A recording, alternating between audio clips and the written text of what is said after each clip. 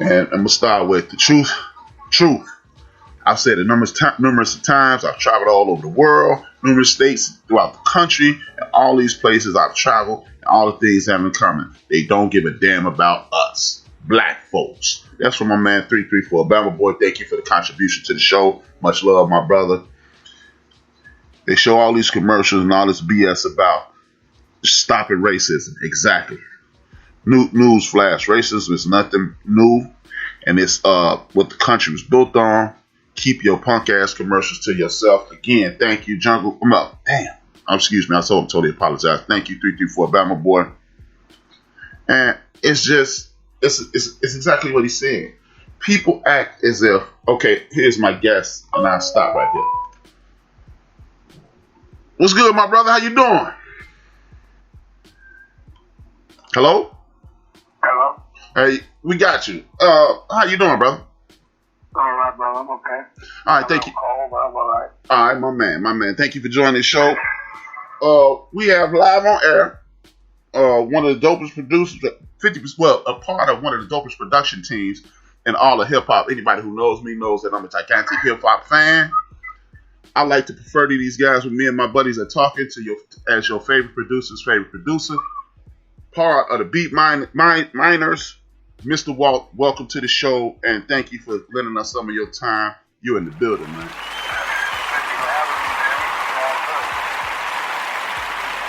First of all, you're from, I'm going to introduce you and then we can get started. This is a brother from Bushwick, the Bushwick section of Brooklyn, New York. That's right. And he's one of the dopest producers. He made some of my favorite songs. Him and his crew has made some of my favorite songs because I'm boom bap all the way, or I'm just hip hop all the way. I'm hip hop all the way. I don't put any labels on what we do of our culture. It's just hip hop. But him and his crew have done it the best. Thank you. You're welcome, man. Bushwick, man. I'm from Chicago. Okay. Talk about Bushwick. How was it growing up in Bushwick, New York? Bushwick was a little something different.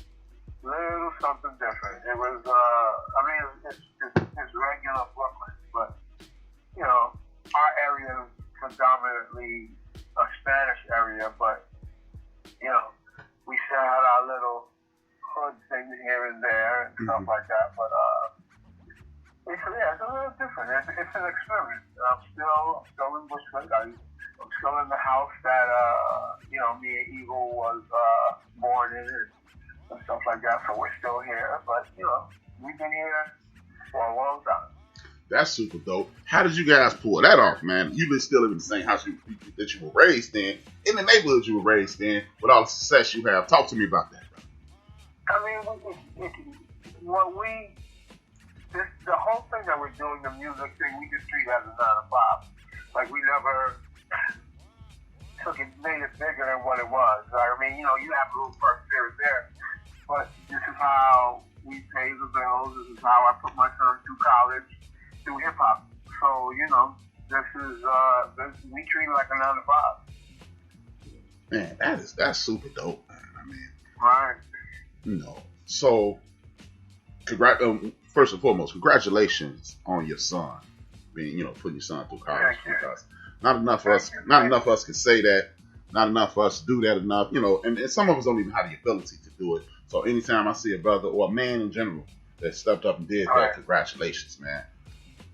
I can't fully take all of that. And his mother is a great big part of that too, so. There's some black people putting our black child through school. Exactly, man. Hey, man, so that my daughter just graduated in August. Me and her mom are extremely proud of her. Yes, man. Yes. It's a struggle, emotionally, physically, financially, and anytime someone does it, we need to salute them. Thank you. So, with that being said, man, let's get right into the music, right? Let me get it to you. What were some of your other interests that led you down the road to being a beat miner? Well, growing up in Bushwick, I was into the music scene, but I always wanted to DJ. So, at DJing on. We had a block party. My godbrother was DJing across the street from the house, and I'm riding up and down the street with my skateboard, but I'm like, what are these guys doing? Mm-hmm. And he's plugging in the equipment into the lamppost, and he's DJing on the street, and I'm amazed by this. So I was like, okay, this is like what I want to do. I want to do this. Like, so from 1977 on, I always was intrigued on DJing. Right, so I started DJing around that time, and didn't really take it serious until like the early 80s, where I was really like, okay, this is what I want to do, and I started pursuing it heavy. So I became like a neighborhood DJ after, my godbrother went on to do other things. So I just started, DJing around the neighborhood, me and a bunch of other DJs. We just started doing things, and I used to work in a couple of record stores. So I used to work in this store called Music Factory in Jamaica, Queens. I was the manager there. Okay. And that's where I started meeting a lot of people, like a lot of people in the industry, Q-Tip, Fife, Jerobi, LL, Run, DJ,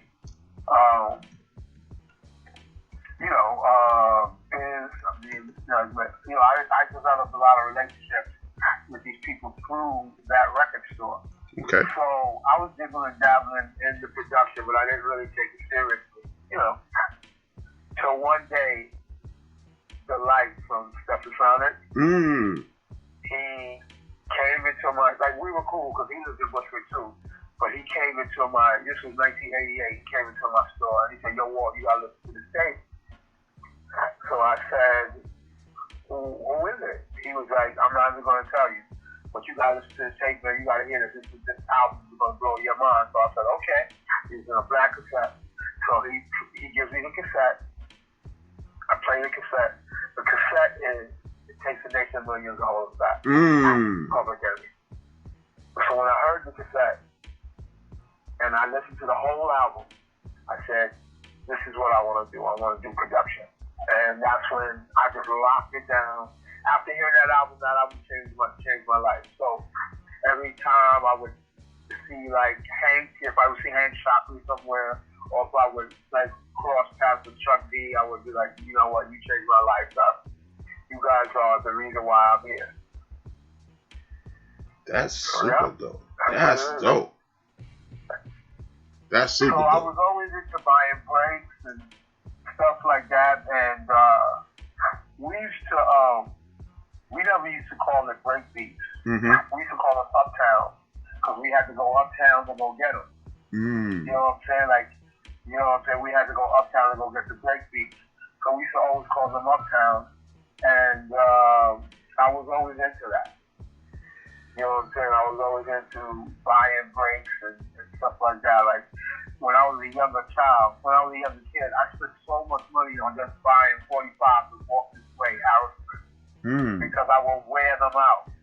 So I have to run to the record store, in my shopping area back here, buy 2 more copies and wear those out, and stuff like that. So, we was always into that. That's dope. Are you who influenced Evil? Right. I'm the older brother. Right. So everything I did, Evil did. That's dope. How many years y'all apart? 3 years. Oh, okay. So, if I'm not mistaken, that makes him 49, or soon to be 49. Right. Because he's gonna be 50. He's gonna be 50. So he's 49 and I'm 52. Oh, okay. See, well, I had your age wrong because he's my age and you're a couple years older. Right. Okay, cool. That's dope, man. Now, you said now you're meeting Chuck, you're meeting all the superstars in hip hop before they're superstars, first and foremost, which is super dope. You want to hear who the first guy I ever met? Most definitely. The first guy I ever met was Bushwick Bill. You know how I met him? Wow. No, shoot that at me. He was in my second grade class. I forgot Bushwick Bill was from Brooklyn. Bushwick Bill. Right. He's from Brooklyn. Bushwick Bill, we never called him Bushwick Bill. We used to call him Little Richie because he looked like his older brother, Richie. Wow. So, being that he was a small person and he had his brother's Richie face, we all used to call him Little Richie. We never called him Will or Bill or whatever.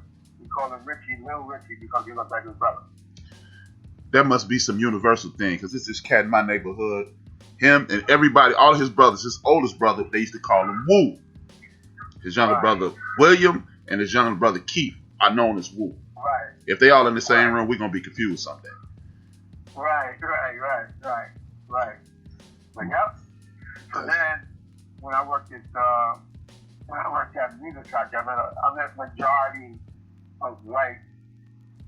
Most of the people while I was working at the music factory, like me, Q-Tip is the one who called me Mr. Wall. He's the one who actually gave me that name, Mr. Wall. That was the next one. And the song, What?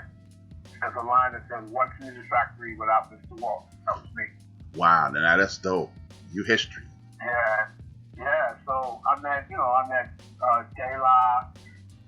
Maceo grew up in Bushwick. He's another one from Bushwick too. Maceo from Bushwick. But we used to always see him when we were younger, but we never really knew who he was. When he grew up, he was like, "Yo, that's the dude that used to live on Putnam." Oh, okay. And then we got reacquainted at the record store. I met so many people at that store and started relationships with people at that store. Man, growing up in New York had to be insane, man, because the connections you make, I remember just being there for a little while. I used to work at Reuters at the building in Times Square, and just hanging out there and just walking past people. You don't want to fan out. You don't want, because at the end of the day, and that's not even a New York thing. Like we don't even do that. I was just telling somebody that, like, the other day, like, if we see somebody who's famous,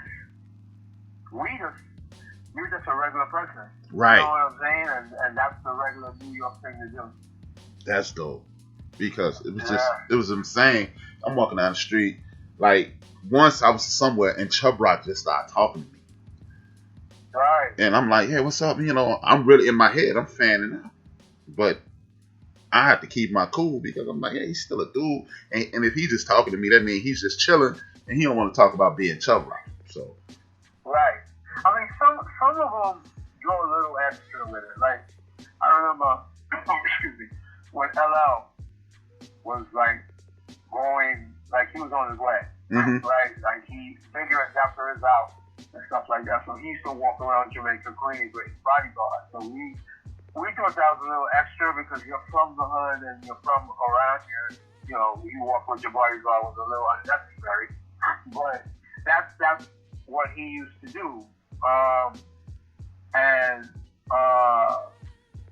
When Walking with a Panther had came out, and somewhat like people kind of turned their back on LL, and that's when they was like saying, "Oh, you fell off," whatever. Which, if you really listen to Walking with a Panther, it's not a bad record at all. Right. It's not.